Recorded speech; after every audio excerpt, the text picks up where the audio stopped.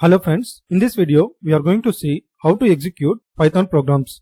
The Python programs can be executed via interactive mode or by using scripts.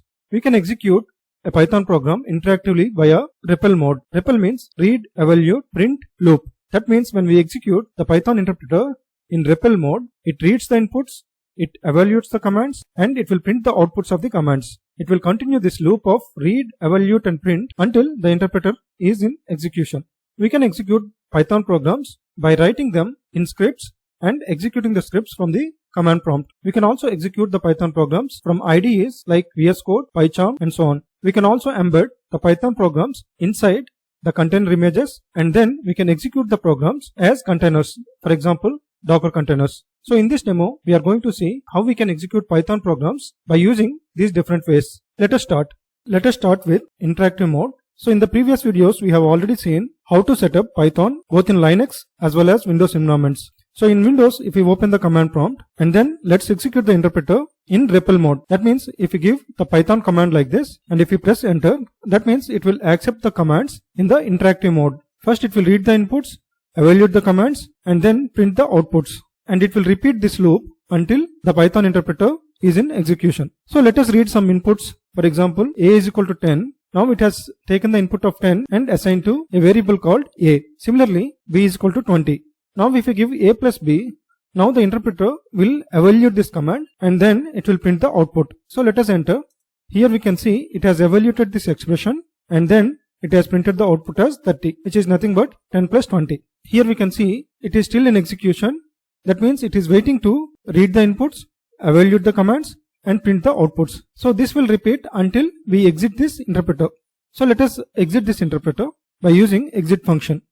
Now the interpreter execution is stopped. So this way we can execute the commands in a Python program in an interactive mode by executing the interpreter in REPL mode. Where can we use this? So for example, if we want to debug any Python program, that means if we want to execute some commands line by line, we can execute Python interpreter in this mode and then we can see the output of each of the lines of the program until we find some error in some of the lines.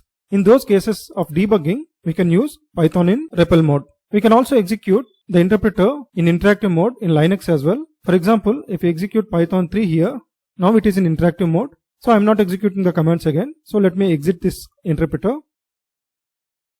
This way we can execute the Python programs in interactive mode. Now let us see how to execute Python program as a script from the command prompt. For this, we need to write all the required commands in a file and then we'll save the file and then we'll take that file as input to the Python interpreter. So let us see that now. For this I am using VSCode. Here I'll try to create a new file under examples. So like program1.py. Now let us write all the commands in this file.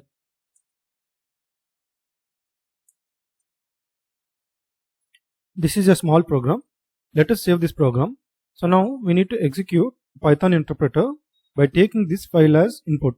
Now let us open the command prompt and we need to go to the examples directory. So now we are in the examples directory. Here we have program1.py script. So let us execute Python interpreter by taking this file as input. Now the Python program is executed and the value 30 is printed. I have copied the same program1.py script to the Linux environment. In Linux also we can execute the same way how we executed in Windows OS. So here also we can execute the interpreter and we can provide this file as input to the interpreter. So let us execute Python 3 here and we need to provide the file as the input. So let's execute here. So here also it has printed the value 30.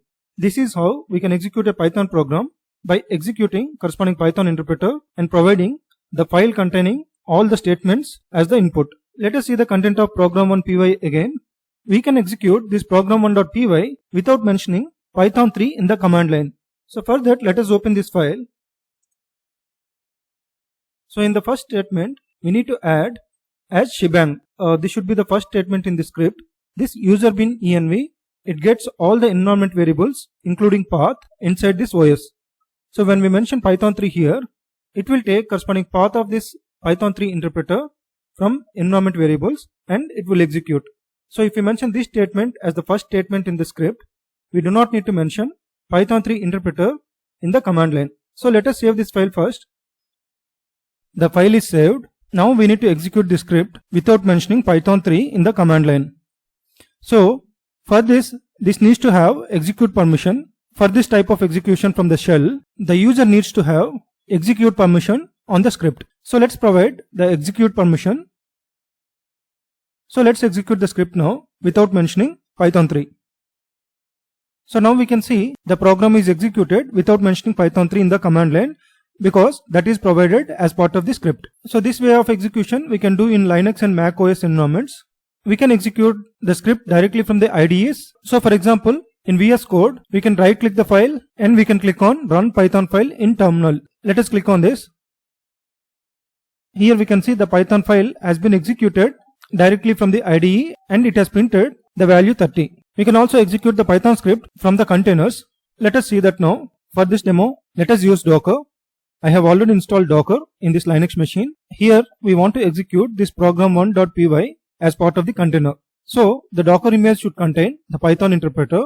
So using that Python interpreter in that image, we will execute this Python script. For this, let us first create a Docker file, then we'll create a Docker image, and then we'll create the container out of the image. So let us create a Docker file now.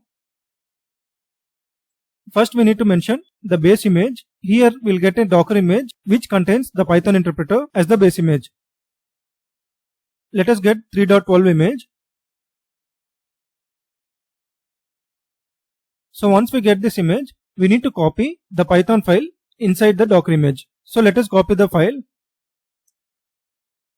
And we are copying to the home directory in the image. So I am mentioning dot here. So once this file is copied, then we need to execute this file. So for that we need to mention either cmd or entry point. Here I'll mention entry point.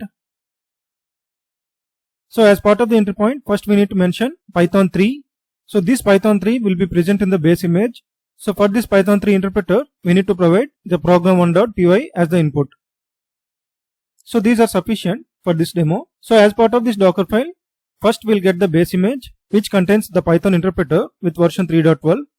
And then we are copying our Python script within the Docker image. And finally we'll execute Python 3 interpreter by taking program1 as the input.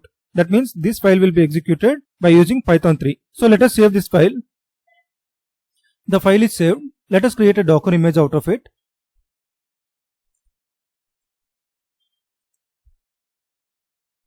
So this will create a Docker image with a tag prog1.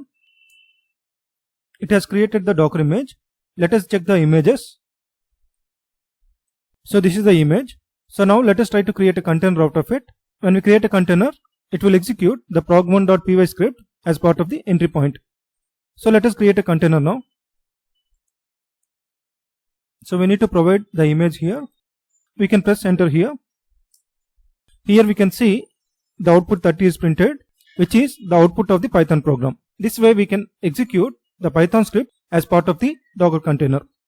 So in this video we have seen different types of execution of Python via interactive mode and by executing the script from the command prompt and through IDE and also as part of the Docker container. I hope this video helps. Thanks a lot for watching.